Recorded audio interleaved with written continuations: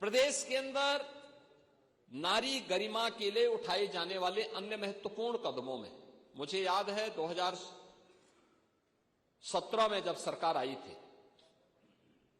हमने मुख्यमंत्री सामूहिक विवाह योजना लागू की थी। मुख्यमंत्री सामूहिक विवाह योजना, एक गरीब परिवार बेटी की शादी के लिए चिंतित न हो, समाज की भी जिम्मेदारी होती है। हमने तो बेटी कहा,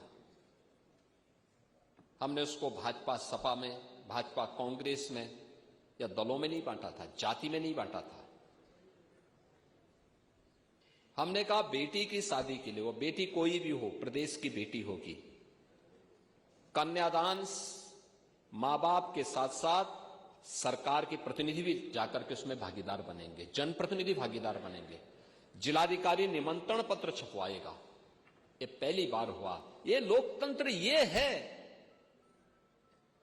जहां जिले का सबसे बड़ा जो एडमिनिस्ट्रेटिव ऑफिसर्स है, उनकी टोली उनका निमंत्रण पत्र छपवाती है और सामूहिक विवाह की योजना का लाभ मिल सके।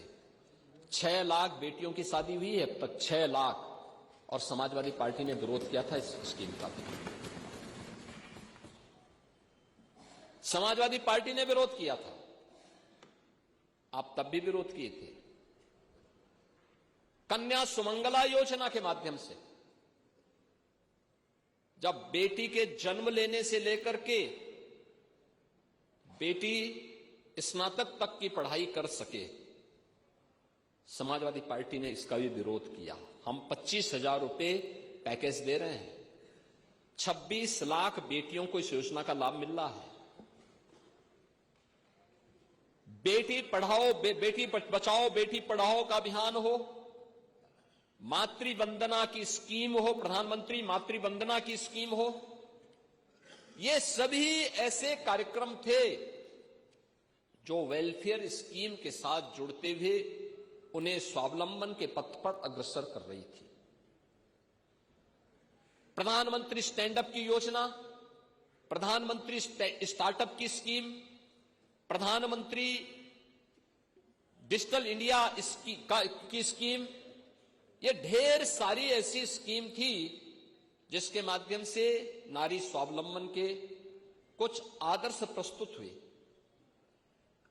आप देखेंगे कि उत्तर प्रदेश के अंदर पीएम स्टार्टअप की स्कीम लागू होने के बाद 20,000 से अधिक स्टार्टअप स्थापित हुए हैं। और मुझे बताते हुए प्रसन्नता है कि प्रधानमंत्री स्टार्टअप की स्कीम, प्रधानमंत्री स्टैंड अप की स्कीम के अंतर्गत जो अभियान प्रारंभ हुआ, उसके कारण आधे स्टार्टअप यूपी के अंदर महिलाओं के द्वारा संचालित किए जा रहे हैं और सफलतापूर्वक संचालित किए जा रहे हैं। ये जब किया गया तब, पहल हुई है तब। उज्ज्वला योजना में आप लोग केरोसिन भी ब्लैक कर देते थे, और आज कांग्रेस के समय में एलपीजी के सिलेंडर तो मिलते नहीं थे, डंडे जरूर पड़ जाते थे।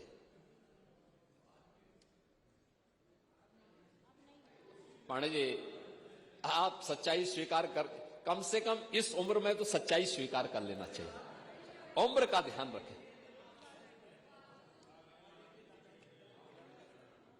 लेकिन कनेक्शन की समस्या थी। बेटी की शादी है, किसी परिवार को इच्छा होती थी कि बेटी को मैं एक सिलेंडर दूं, कांग्रेस की सरकार नहीं देने देती थी, समाजवादी पार्टी डंडा मारती थी, और बाकी तो जो होना था सब होता था। आप देखे होंगे देश के अंदर 10 करोड़ महिलाओं को एलपीजी के फ्री में कनेक्शन उपलब्ध करवाए गए। 10 करोड़, जो कांग्रेस की सरकार में 25,000 से लेकर 50,000 में ब्लैक होते थे। इंडी गठबंधन की सरकार में, यूपीए की सरकार थी, उसी का नया रूप इन्होंने गिरगिट की तरह जो रंग बदलते हैं ना, यूपीए से जब देखा कि अब यूपीए से काम नहीं चलेगा तो उसको इंडी गठबंधन कर दिया।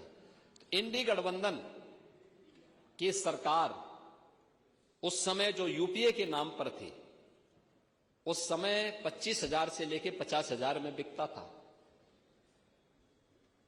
और फ्री में मोदी जी ने 10 करोड़ महिलाओं को रसोई गैस के सिलेंडर उपलब्ध करवाए। देश के अंदर 50 करोड़ महिलाओं को 5 लाख रुपए का आयुष्मान भारत की सुविधा का लाभ भी मोदी जी ने दिया और 80 करोड़ लोग फ्री में राशन की सुविधा का लाभ प्राप्त कर रहे हैं। यह वेलफेयर की वे स्कीम है जो पिछले 12 वर्ष के अंदर देश के अंदर प्रधानमंत्री मोदी जी के नेतृत्व में जो कार्यक्रम आगे बढ़े। लखपति दीदी की स्कीम 3 करोड़ महिलाएं आर्थिक स्वावलंबन के मार्ग पर चल रही हैं। उत्तर प्रदेश में बीसी सखी, बैंकिंग कॉरेस्पॉन्डेंट सखी, गांव में बैंकिंग लेन देन का काम कर रही हैं, बेहतरीन उदाहरण प्रस्तुत कर रही हैं। मिल्क प्रोड्यूसर के रूप में बुंदेलखंड में बलेनी मिल्क प्रोड्यूसर हो या आगरा का मिल्क प्रोड्यूसर, गोरखपुर, वाराणसी और प्रदेश के अंदर अन्य स्थानों पर महिला स्वावलंबन का आदर्श प्रस्तुत कर रही है। और कौन ऐसा सेक्टर है जिसमें आज भारत की नारी अपना लोहा न मनवा रही हो? हर एक सेक्टर में, पर डिफेंस का हो, हेल्थ का हो, एजुकेशन का हो या फिर किसी भी अन्य सेक्टर में, समाज के हर एक क्षेत्र में जब वह नेतृत्व दे रही है, लेकिन इस नेतृत्व के साथ साथ उसके पास राजनीतिक ताकत भी आए, नीति निर्धारण में भी वह मजबूती के साथ आगे बढ़ सके। इसमें सबसे बड़ी बाधा आप लोग बने हैं। नारी शक्ति बंधन अधिनियम के उस संशोधन को जो 2029 से लागू होना था, उस संशोधन का आप लोगों ने लोकसभा में विरोध किया और उसी के लिए आज हम सब यहां पर चर्चा करने के लिए आए हैं कि जब महिलाएं हर एक क्षेत्र में अपनी प्रतिभा का, अपने परिश्रम का, अपनी मेहनत का लोहा मना रही हैं, बेहतरीन नेतृत्व दे रही हैं, तो फिर आप लोग क्यों उसमें बाधक बन रहे हैं? क्यों बाधक बन रही हैं?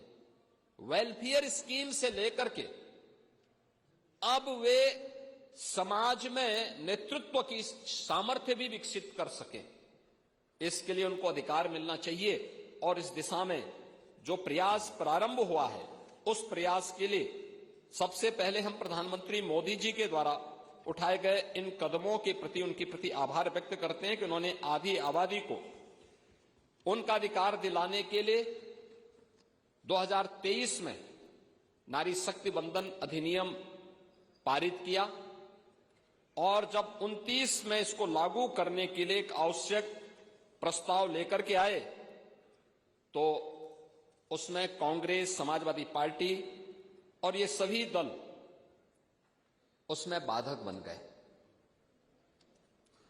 क्योंकि मैंने पहले भी कहा कि आप सबका चेहरा तो बोलने के कुछ और है, दिखाने के कुछ और है। आप लोग यही सब करते रहे हैं, अनावश्यक मुद्दे से उसको नैरेटिव को बदलने का प्रयास करते हैं, लेकिन प्रदेश ही नहीं देश आपकी इस हरकत को जानता है, एक एक कारनामों को जानता है। और खासतौर पर जब मैं समाजवादी पार्टी की बात करता हूं, 1995 की घटना भी सबको याद है, जब प्रदेश की पहली दलित मुख्यमंत्री के साथ स्टेट गेस्ट हाउस कांड हुआ था।